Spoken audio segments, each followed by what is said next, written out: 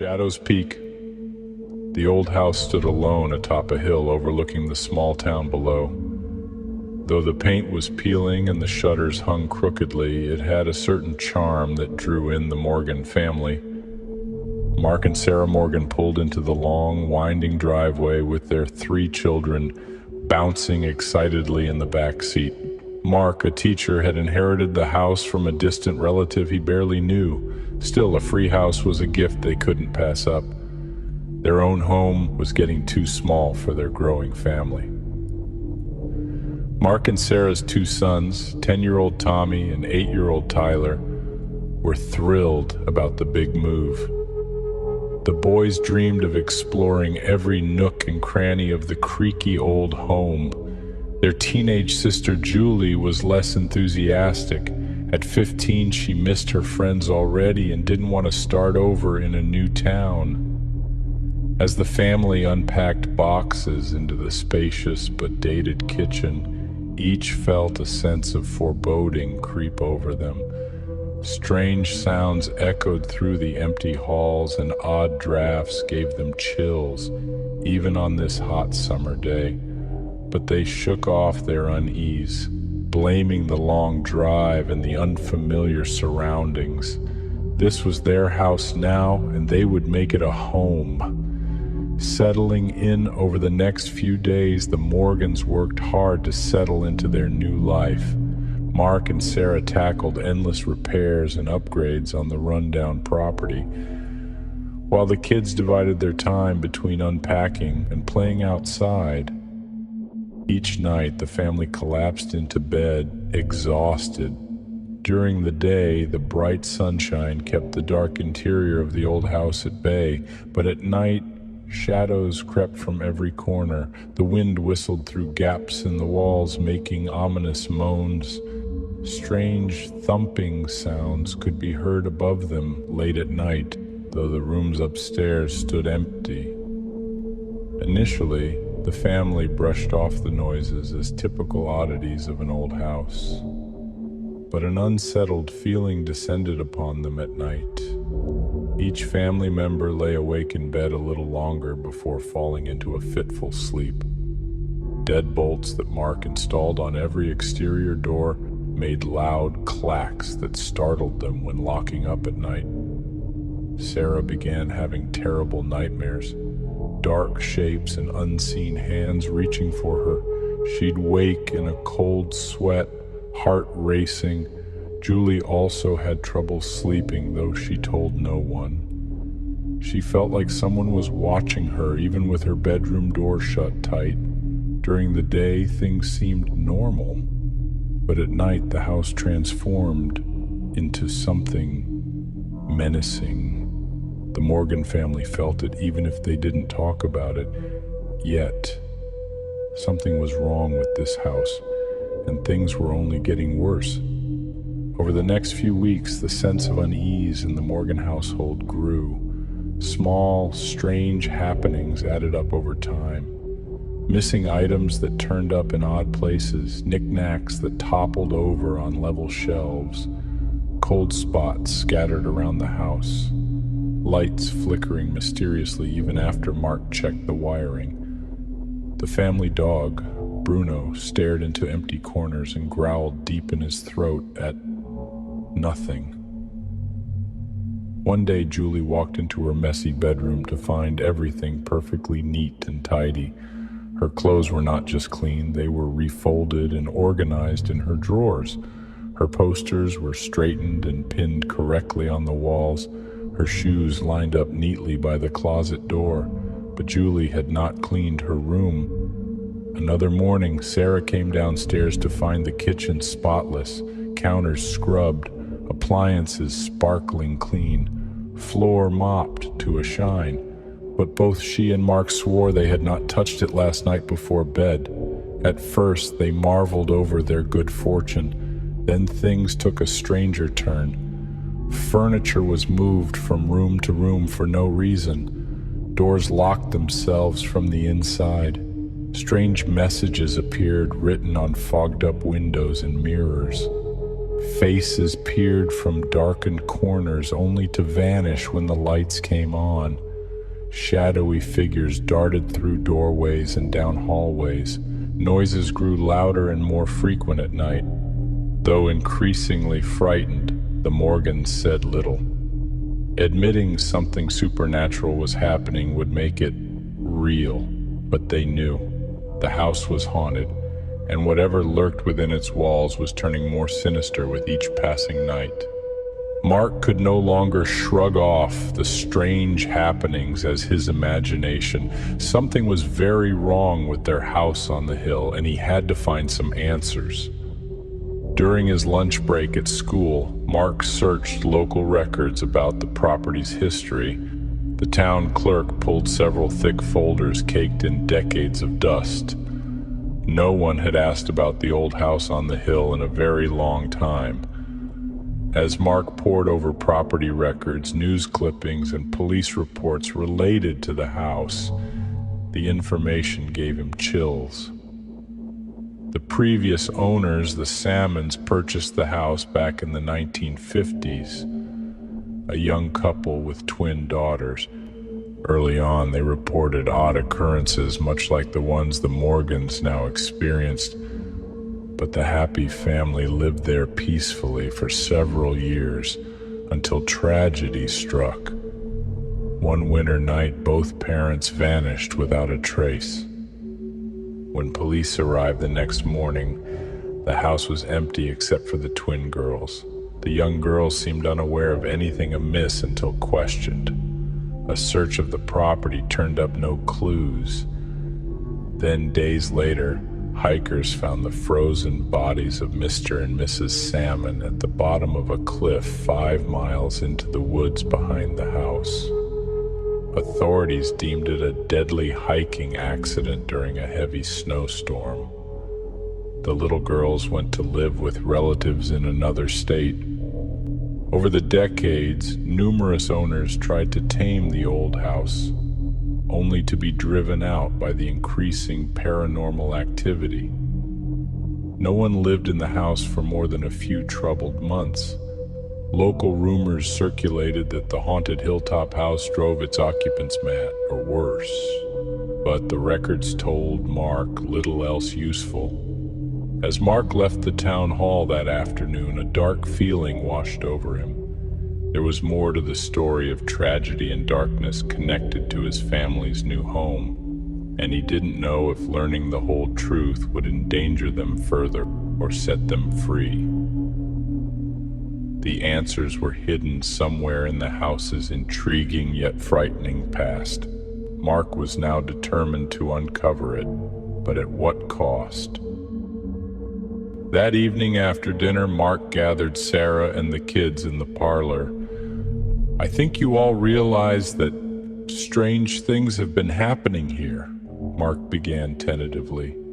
Everyone nodded, but no one spoke at first. The admission hung in the air between them. To say it aloud made it real.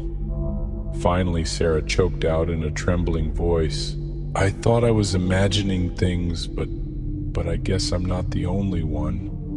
The dreams, the noises, it's all real, isn't it?" "As crazy as it seems, I think this house is haunted," Mark confirmed. "And it's getting worse. But we're going to figure this out. I've learned some about the history of this place, though much is still unclear. Tomorrow, I'll go to the library and courthouse to dig deeper into the records." "Can we leave?" Julie interrupted, giving voice to what they were all thinking. "I want to get out of this house."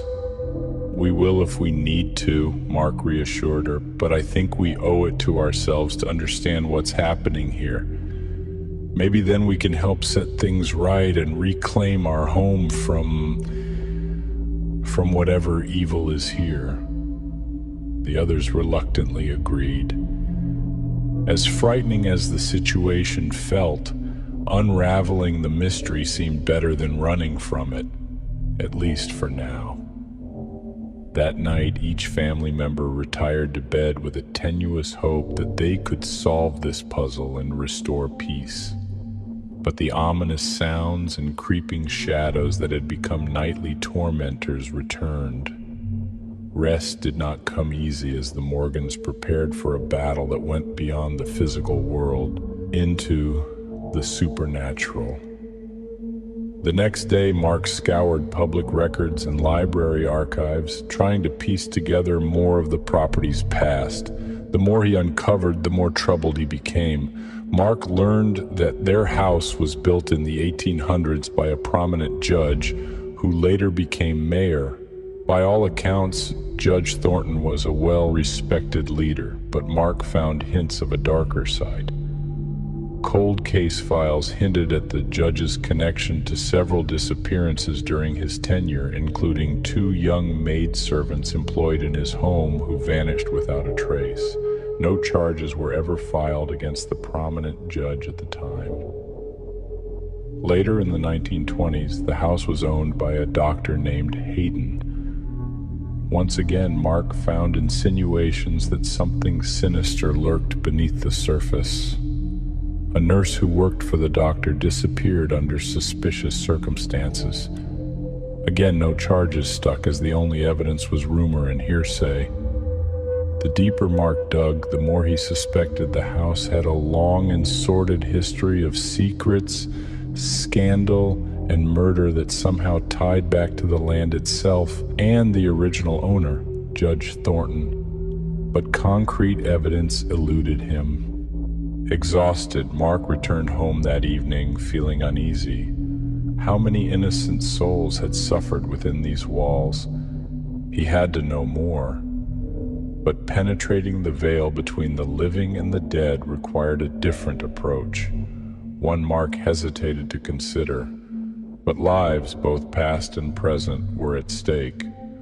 With this understanding weighing heavy on his heart, Mark turned his focus to those who might help shed light on the real truth hidden on the haunted hilltop, the spirits themselves. Mark wrestled all night with the decision before him. Could he bring himself to open the door to the supernatural? As a man of logic and reason, the idea made him profoundly uncomfortable. But he knew now that cold, hard facts would not reveal the whole story of the house on Haunted Hill. To help his family and the other poor souls trapped there, he would have to commune with the dead. The next morning, Mark sat Sarah down to explain his plan. Though her faith normally kept her far from the occult, she hesitantly agreed they were out of options. For the children's sake, they had to end this. While the kids were at school, Mark and Sarah lit candles throughout the dark house and set up a small altar in the parlor, all part of Mark's attempt to attract the spirits and focus their energy. As they joined hands and called out into the shadows, an unnatural cold filled the room. The candle flame suddenly snuffed out, leaving them in utter blackness. Mark's blood turned to ice as an unseen presence filled the room. Though neither Mark nor Sarah could see or hear anything distinct, they both felt an urgent prodding, beckoning them deeper into the house. Still clasped hand in hand, they stumbled blindly up the narrow staircase to the second floor. Guided only by touch along the wall and whispers in their minds, Mark followed the entities leading them on. At the end of a long hallway stood a small, decrepit door nearly concealed by peeling wallpaper. When Mark reached out to open it, the doorknob froze his hand with an unearthly chill, but some strange compulsion pushed him on. The door creaked open, revealing. Mark could just make out the faint outline of a narrow staircase leading up into inky darkness. Though every instinct told him to flee, the insistent presence at his back allowed no retreat. Taking Sarah's hand once more, Mark slowly ascended the attic steps. Ancient cobwebs draped around them like tattered lace curtains, At the top, Mark groped along the wall until his hand grazed a dangling chain. Gripping it with shaky fingers, he gave a gentle tug. A single bulb lit up with a weak, ghoulish glow. It revealed a small, cramped space with exposed rafters and a creaky wooden floor. Trunks, boxes, discarded furniture, and other long-forgotten relics were scattered about. This attic held the collected debris from lives that had come and gone from this house over its long, troubled history. The urgent prodding drew Mark toward a far corner.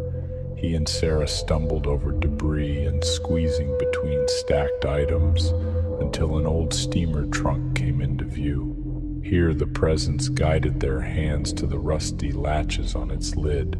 Lifting the heavy top revealed not musty jackets and hats as expected, but a decayed wooden box nestled within its confines. Mark reached down to pick up the box. A loud screeching sound pierced the air as the lid slowly lifted, revealing a human skull nestled inside. Sarah screamed and turned her head away as Mark recoiled in shock. Regaining composure, he peered closer. It was indeed a human skull, with a gaping hole on one side of the cranium. And it was not alone. As Mark gingerly shifted aside cloth wrappings, the box divulged its macabre contents: bones, skeletal remains of a hand, part of a rib cage, femurs and fibulas. All lay jumbled inside the gruesome box. Mark's mind reeled with questions. Whose remains were these, and why had they been squirreled away here in a hidden attic room? He had to know more. With trembling hands, Mark emptied the contents of the wooden box onto the dusty floor. Shreds of a lace dress, a dainty shoe, a pocket watch, the artifacts of a life and a death. Mark checked the trunk for any other clues. Inside, he found an old newspaper article. A young maid named Anna, who worked in Judge Thornton's home, had mysteriously vanished in the night. Though suspected dead, her body was never recovered until now. Mark and Sarah stared at each other in shocked silence. The missing pieces of the property's sinister history were finally coming together, but could they find a way to make things right before the evil consuming this house also claimed them? Mark and Sarah gathered up the bones and artifacts and gently carried them downstairs.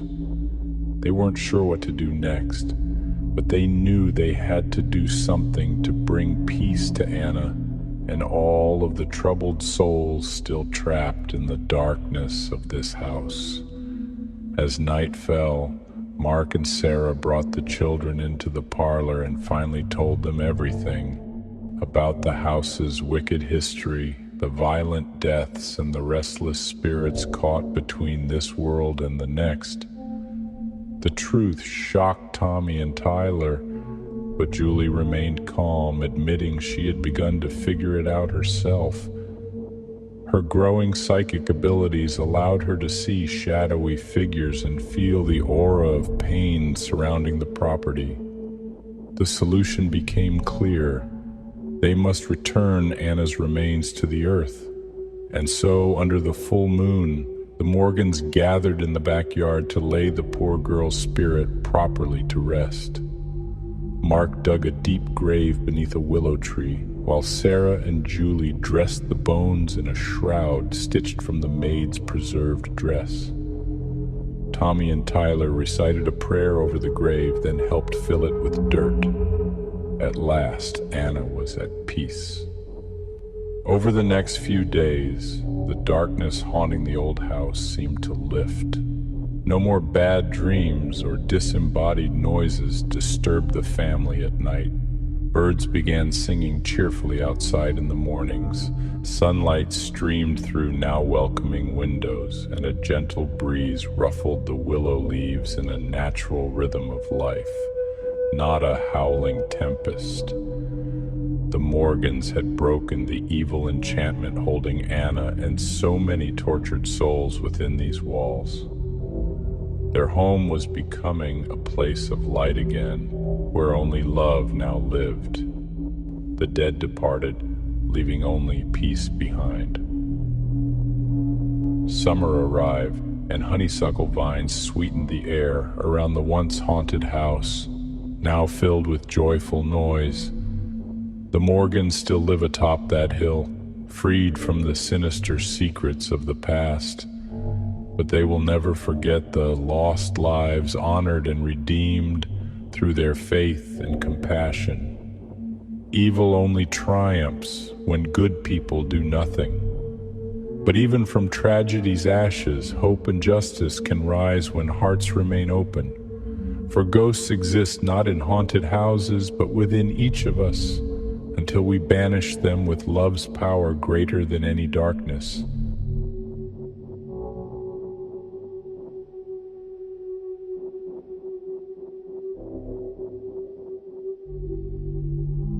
Please like, share, and subscribe for more creepy tales from the netherworld. Thanks for your support. Until next time, sweet dreams.